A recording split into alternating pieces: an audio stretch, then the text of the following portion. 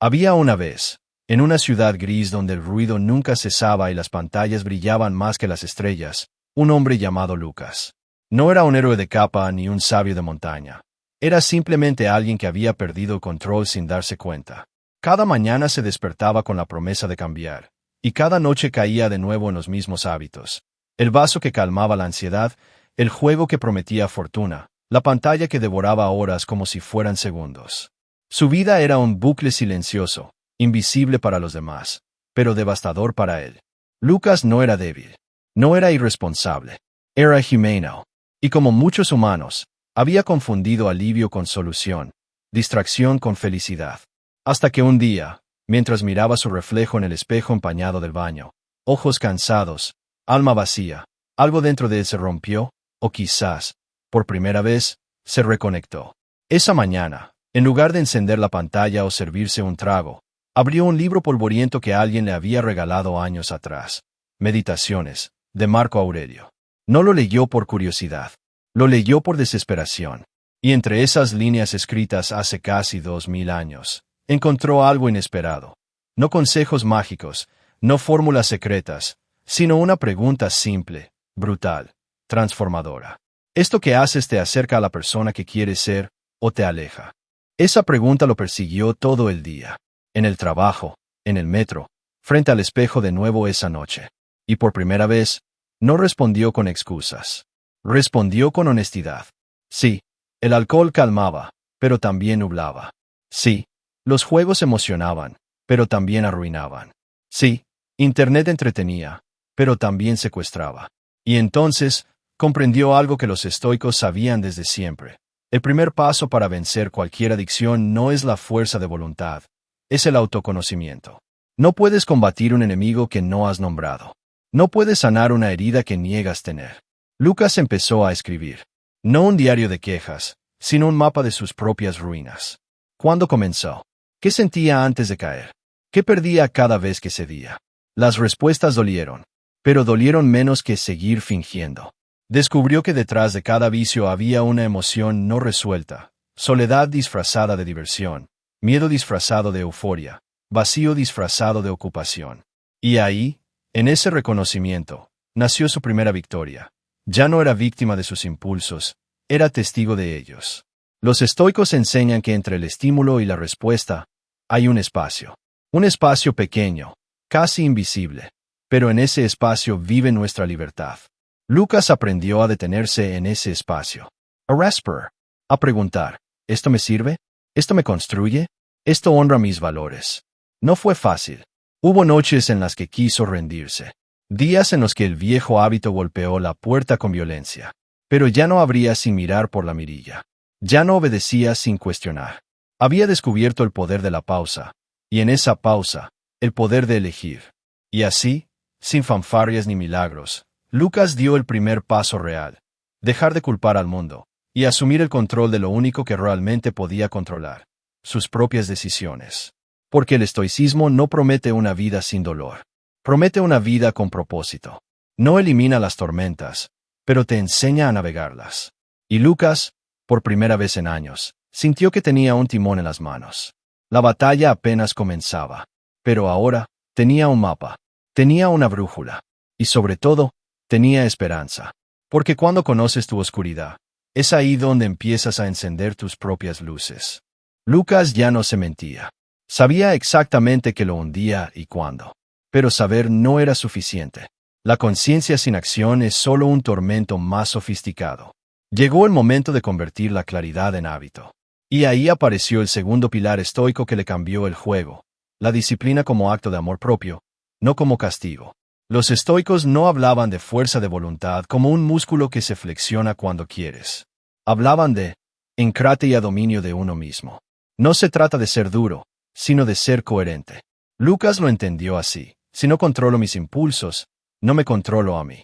Y si no me controlo, no soy libre. Decidió empezar pequeño, pero implacable. Regla 1. No negociar con la primera tentación. No existía el solo una vez más. Cada vez que la mente le decía un cigarro no mata, él respondía en voz alta, pero tampoco construye. Era una frase corta, casi infantil, pero repetida miles de veces se convirtió en mantra.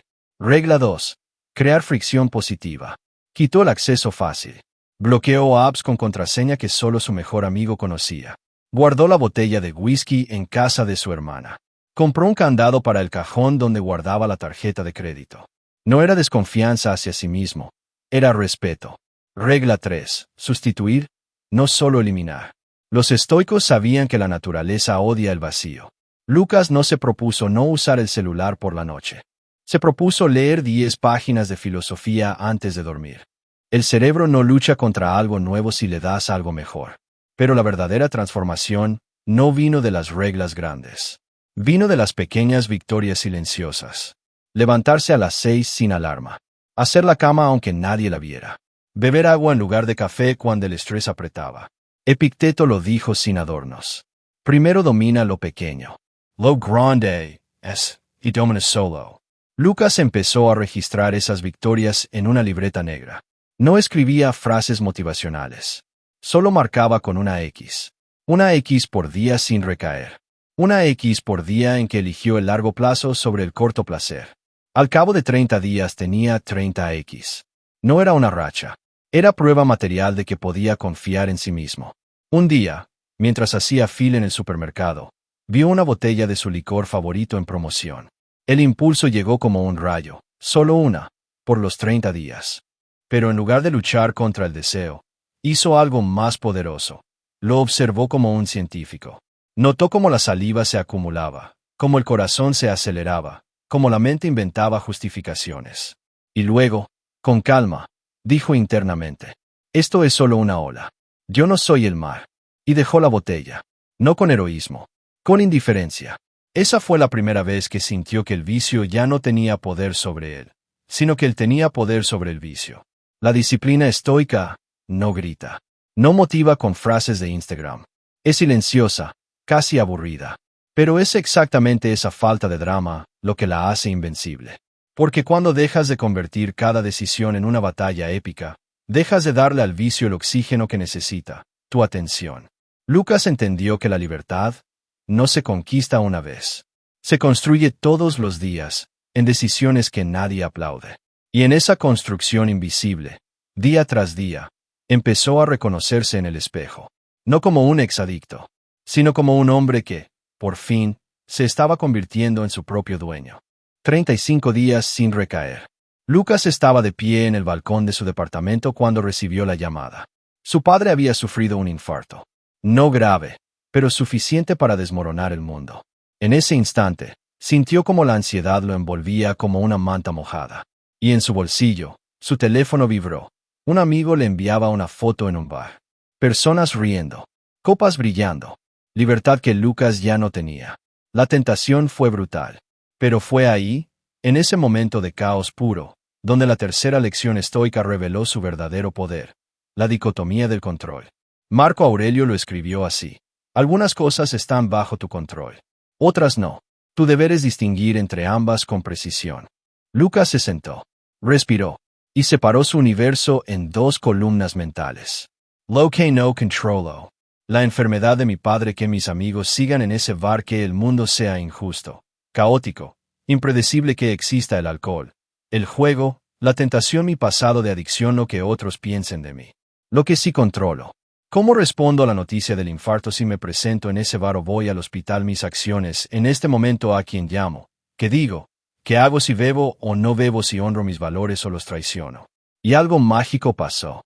La ansiedad no desapareció, pero cambió de forma. Ya no era una bestia sin rostro. Era una realidad específica que podía gestionar. Tomó un taxi al hospital. No porque fuera fuerte, sino porque había separado lo que merecía su energía de lo que no. Su padre necesitaba un hijo presente. El bar seguiría existiendo sin él. La tentación nunca desaparece, pero pierde peso cuando la colocas en su verdadera escala. Durante esos días en el hospital, vio a su padre en una cama con tubos y máquinas. Y vio algo más. Vio el resultado final del miedo vivido sin procesamiento, del estrés no manejado, del cuerpo abandonado. Su padre había pasado 40 años diciendo que mañana empezaría a cuidarse. Mañana nunca llegó. Y ahora, a los 63 años, estaba pagando el precio. Lucas pensó en su propia recaída inevitable. Porque según las estadísticas, Iba a recaer. La mayoría recae. Es el camino bien conocido: progreso, crisis, caída, vergüenza, más adicción. Pero la verdad estoica es diferente. Una recaída no es fracaso, es información. Un día, mientras su padre dormía, Lucas bajó a la cafetería del hospital. Un hombre mayor, con aspecto de taxista jubilado, se sentó a su lado. Pidió café. Lucas pidió té. El hombre lo observó. «¿Dejas de beber?» ¿Cómo lo supo? Porque reconozco esa mirada. Es la mirada de alguien que finalmente entiende que no puede controlar el mundo, pero sí puede controlar su reacción a él. Conversaron durante 1 hora. El hombre había sido alcohólico. Recayó 17 veces, según contó con una risa, sin amargura. Pero cada recaída le enseñaba algo. No dónde había fallado su voluntad, sino dónde había depositado su atención en lo equivocado. La gente cree que el secreto es no tener ganas, dijo el hombre. Mentira. Yo tengo ganas todos los días. Lo que cambió es que ahora, cuando veo a mis nietos, reconozco que mis ganas de beber son infinitamente más pequeñas que mi deseo de estar presente. Y eso es suficiente. Lucas regresó a la habitación de su padre transformado. No porque hubiera recibido un sermón, sino porque había tocado la verdad con las manos. No puedes controlar los impulsos, pero sí puedes controlar qué impulsos alimentas. Los días siguientes fueron de consolidación silenciosa. El hospital se convirtió en su monasterio estoico. Sin teléfono, sin distracciones. Solo él, su padre recuperándose lentamente, y una pregunta constante. ¿Esto me construye o me destruye? Cuando su padre finalmente le tomó la mano y susurró: «Gracias por estar aquí», Lucas entendió algo que no estaba en ningún libro. La verdadera libertad no consiste en controlar el mundo. Consiste en alinear tus acciones con lo que realmente importa. Y en esa alineación, había paz. Lucas salió del hospital con una certeza nueva. Ya no quería dejar de beber. Eso era solo un objetivo táctico. Lo que realmente quería era convertirse en alguien que no necesitara beber. Y esa diferencia lo cambió todo. Los estoicos no luchaban contra vicios. Luchaban por una identidad superior. Epicteto no decía «no seas esclavo del placer». Decía «sé libre». Y la libertad solo se alcanza siendo alguien que no se vende por nada. Así que Lucas hizo lo que pocos se atreven. Reescribió su identidad en una sola frase. No un propósito bonito. Una definición operativa. Soy un hombre que honra su palabra consigo mismo. Esa frase no era inspiracional. Era un contrato. Cada vez que dudara, se preguntaba: ¿la persona que honra su palabra consigo misma haría esto? Y la respuesta era casi siempre no. Pero una identidad sin jerarquía se vuelve vaga. Entonces construyó su pirámide de valores. Integridad: hacer lo que digo que haré. Aunque nadie mire; presencia: estar completo donde estoy. Crecimiento: ser mejor mañana que hoy. Contribución: dejar algo mejor de lo que encontré. El vicio ya no competía contra la abstinencia. Competía contra esos 4 pilares. Y perdía en todos los frentes. Un ejemplo concreto. Los viernes por la noche seguían siendo peligrosos. Antes, el plan era salir a desconectar. Ahora el plan era ser la versión de mí que mi yo futuro agradecería. La diferencia es sutil, pero brutalmente efectiva. Desconectar es un eufemismo. Ser la versión que mi yo futuro agradecerá es una promesa. Lucas empezó a aplicar un ejercicio estoico que pocos usan: la visualización inversa, premeditatio malorum al revés. Cada mañana se imaginaba a sí mismo dentro de 5 años en 2 escenarios. Escenario A: el camino fácil. Gordo, endeudado, relaciones rotas, excusas pulidas. Mirándose al espejo y diciendo: bueno, al menos lo intenté. Escenario B: el camino difícil. Físico cuidado, negocios estables, relaciones profundas, respeto propio. Mirándose al espejo y diciendo: valió la pena cada no. Punto. Después cerraba los ojos y elegía conscientemente el escenario B. No como motivación, como decisión tomada. Con el tiempo, el vicio dejó de ser una tentación emocional y pasó a ser un cálculo frío. Si elijo esto, me alejo del hombre que quiero ser. Y punto. Una noche, en una cena de trabajo, le ofrecieron una copa. El jefe insistió con una sonrisa: solo una. Hombre, relájate. Lucas respondió tranquilo: gracias, pero mi palabra es lo único que tengo que no se puede comprar. Y hoy me la debo a mí. El jefe se quedó en silencio. No por juicio, sino por sorpresa. Había visto a cientos de personas ceder ante la presión social. Lucas no cedió. Y en ese pequeño acto, algo se rompió dentro de él, la necesidad de aprobación externa. Esa noche, al llegar a casa, escribió en su libreta: «Hoy elegí ser coherente antes que ser agradable». Y por primera vez, no sentí que perdí nada. La verdadera libertad no llega cuando dejas el vicio.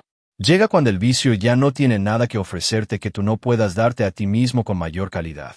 Y Lucas, lentamente, estaba aprendiendo a ser su propio proveedor de significado. Lucas ya no caía por debilidad. Caía por distracción. No era el alcohol lo que lo derrotaba. Era el momento en que dejaba de estar presente. Una notificación, una conversación incómoda, un recuerdo sin resolver. Y su mente se escapaba. Y en esa huida, el viejo hábito volvía a tomar las riendas. Fue entonces cuando descubrió la quinta herramienta estoica, la más sutil, la más poderosa, la atención plena como acto de soberanía mental. Los estoicos no meditaban para relajarse. Meditaban para recuperar el control del aquí y ahora. Marco Aurelio escribía cada mañana: «Concéntrate en el momento presente. No permitas que tu mente vague hacia lo que temes o deseas». Lucas empezó a entrenar su atención como un atleta entrena su cuerpo. Primera práctica: la respiración anclada. Cada vez que sentía la ansiedad subir, antes de una reunión, al ver una botella, al recibir una mala noticia, hacía 3 respiraciones profundas. No para calmarse, para recordar: estoy aquí. Soy el Queen Decide. No soy mi impulso. Segunda práctica: el ritual de transición. Antes de entrar a casa, antes de abrir el celular, antes de tomar una decisión importante, se detenía 10 segundos. Cerraba los ojos. Se preguntaba: ¿qué intención traigo? ¿Esto me acerca o me aleja de mis valores? Ese pequeño espacio entre estímulo y respuesta se convirtió en su santuario. Tercera práctica: observar sin juzgar. Cuando el deseo golpeaba, ese latido interno que decía solo uno, en lugar de luchar contra él, Lucas lo observaba como si fuera una nube pasando. No lo rechazaba, no lo alimentaba, solo lo nombraba. Ahí está el deseo. Está bien. Va a pasar. Y pasaba. Porque todo pasa, si no le das raíces. Un día, mientras caminaba por el parque, vio a un niño intentando atrapar una mariposa con sus manitas. Corría, gritaba, y frustraba. Cuanto más corría, más lejos volaba. Hasta que se cansó, se sentó en la hierba, y la mariposa, curiosa, bajó a posarse justo frente a él. Lucas entendió: el deseo no se domina persiguiéndolo. Se domina dejándolo existir, hasta que pierde interés en ti. Aplicó esta lección en su vida digital. Antes, revisaba el teléfono 87 veces al día, lo contó. Ahora, solo lo abría después de preguntarse: ¿estoy buscando algo útil, o estoy huyendo de mí mismo? La mayoría de las veces, era lo segundo. Y cerraba el teléfono. Sin culpa, con conciencia. La atención también lo salvó en las relaciones. Antes, escuchaba a medias, pensando en qué decir después. Ahora, cuando alguien hablaba, lo miraba a los ojos. Respiraba con él. Escuchaba el tono, no solo las palabras. Y descubrió algo sorprendente. Cuando estás completamente presente con los demás, dejas de necesitar escapar de ti mismo. Una noche, tras una discusión fuerte con su hermana, sintió el impulso antiguo: encerrarse, beber, desconectarse. Pero en lugar de obedecer, se sentó en silencio. Encendió una vela. Miró la llama. Contó 10 respiraciones. Y luego, en lugar de huir, escribió una carta. No para enviarla, para entenderse. En esa carta, descubrió que lo que realmente quería no era olvidar la pelea, era ser comprendido. Y eso no se logra con alcohol. Se logra con vulnerabilidad, con presencia, con coraje. Al día siguiente, llamó a su hermana. Le dijo: ayer no supe cómo expresarme. Hoy quiero intentarlo mejor. Ella lloró, no por la disculpa, porque por primera vez, Lucas estaba ahí de verdad. La atención plena no es espiritualidad. Es estrategia. Es la única forma de romper el piloto automático que lleva al vicio. Porque el vicio prospera en la inconsciencia. Muere en la presencia. Y Lucas, poco a poco, se convirtió en un maestro de su propia mente. No porque nunca tuviera impulsos, sino porque aprendió a verlos venir y elegir no seguirlos. Habían pasado 2 años. Lucas no había vuelto a beber. Su vida se había transformado. Las décimas en su libreta negra ya no eran marcas solitarias, sino un tapiz de constancia. Su relación con su padre había sanado profundamente. Su trabajo florecía porque ahora estaba presente. Había incluso comenzado a meditar diariamente, no solo para gestionar impulsos, sino para cultivar una profunda paz interior. Pero el estoicismo no promete una vida sin problemas. Promete una vida donde los problemas se enfrentan con sabiduría. Y la prueba más grande estaba por llegar. Fue en una noche de invierno, fría y solitaria. Una vieja amistad, de esas que conoces desde la adolescencia y con las que compartiste mil fechorías, apareció en su puerta. Venía destrozado. Su matrimonio se había roto. Su negocio se hundía. Y en su mano, una botella de whisky de Malta. Lucas, dijo su amigo con la voz quebrada, necesito que te unas a mí. Necesito que seas el viejo Lucas, una noche más. Solo una. Por los viejos tiempos. Lucas sintió un escalofrío que no era del frío. No era un deseo físico. Era una corriente de nostalgia, de lealtad, de empatía.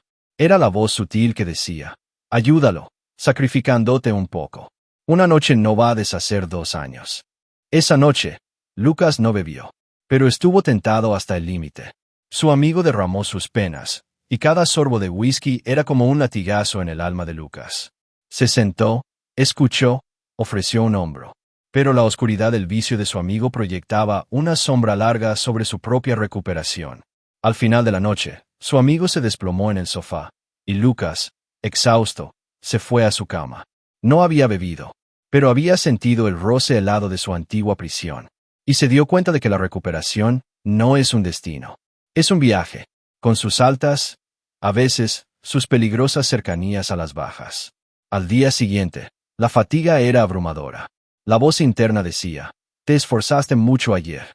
Te mereces un descanso, un pequeño escape. Y ahí, en un momento de vulnerabilidad, cedió. No al alcohol, sino a las redes sociales de forma compulsiva, al programa de televisión sin sentido, al atracón de comida poco saludable. Fueron horas perdidas, una resaca digital y emocional. No era su vicio principal, pero era una forma de evasión. Una pequeña recaída en la indisciplina. El viejo Lucas se habría castigado. Habría dicho, lo ves, no has cambiado. Eres un fracaso. La vergüenza habría alimentado más el ciclo. Pero el nuevo Lucas, el estoico, hizo algo diferente. Primero, aceptó. Aceptó que el evento había ocurrido. No lo negó, no lo minimizó, ni se autoflageló. Esto pasó. Es un hecho. Es parte del camino. Segundo, se preguntó, ¿qué aprendo? La empatía es vital, pero no debo permitir que las adicciones de otros pongan en riesgo la mía. La fatiga mental es un detonante para las recaídas menores. Necesito proteger mi energía. El merecimiento puede ser una trampa cuando se disfraza de recompensa por una abstinencia. Tercero, se enfocó en lo que podía controlar. No podía borrar las horas perdidas, pero podía controlar su próxima acción. Levantarse, respirar, volver a sus rutinas. Marco Aurelio lo había dicho, la perfección moral es cosa de muchos peldaños, no de un salto. Y caer en un peldaño no significa que el camino se haya acabado. Lucas escribió en su libreta, hoy no fue un día perfecto, pero fue un día de aprendizaje. Y puso una X, no por una victoria impecable, sino por una victoria de resiliencia. Entendió que la resiliencia estoica no significa ser invulnerable. Significa ser inquebrantable en el compromiso con tus valores, incluso cuando tropiezas. Es la capacidad de caer, sacudirse el polvo y seguir adelante, con la sabiduría de la caída. Y esa sabiduría es lo que, al final, te libera. Te libera de la tiranía de la perfección. Te libera del miedo al error. Te libera para vivir una vida plena, no a pesar de tus imperfecciones, sino aprendiendo a abrazarlas como parte de tu viaje. Porque la verdadera libertad, la libertad estoica, no es la ausencia de lucha. Es la presencia de propósito. Es la capacidad de elegir, una y otra vez, la virtud sobre el vicio, la razón sobre el impulso, el crecimiento sobre la complacencia. Y Lucas, al final de su jornada, no se veía a sí mismo como un exadicto, ni siquiera como un hombre en recuperación. Se veía como un aprendiz de la vida, un filósofo en acción, que cada día se esfuerza por ser un poco más de lo que puede ser, con el autoconocimiento como guía, la autodisciplina como herramienta, la dicotomía del control como mapa, los valores como brújula, y la atención plena como su arma definitiva. Su vida no era perfecta, pero era suya.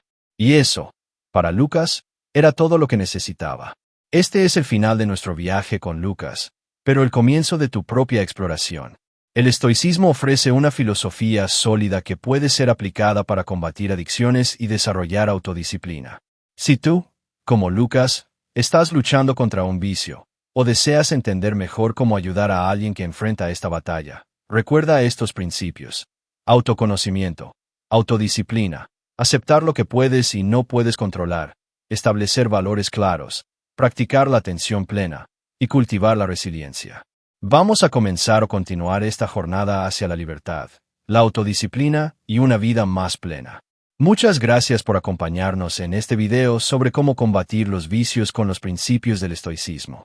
Esperamos sinceramente que las informaciones compartidas hayan sido útiles e inspiradoras para ti. Recuerda que, independientemente de dónde te encuentres en tu camino para superar vicios, siempre hay espacio para el crecimiento y la autotransformación. Si te gustó este contenido y crees que puede ayudar a otras personas, no dudes en compartirlo. Juntos podemos crear una comunidad de apoyo donde todos buscan una vida más significativa y virtuosa.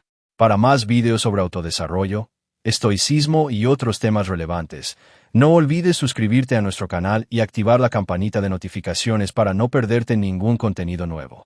Una vez más, gracias por hacer parte de esta jornada. Deseamos a todos fuerza, determinación y sabiduría mientras buscamos una vida más plena y virtuosa. Hasta el próximo video.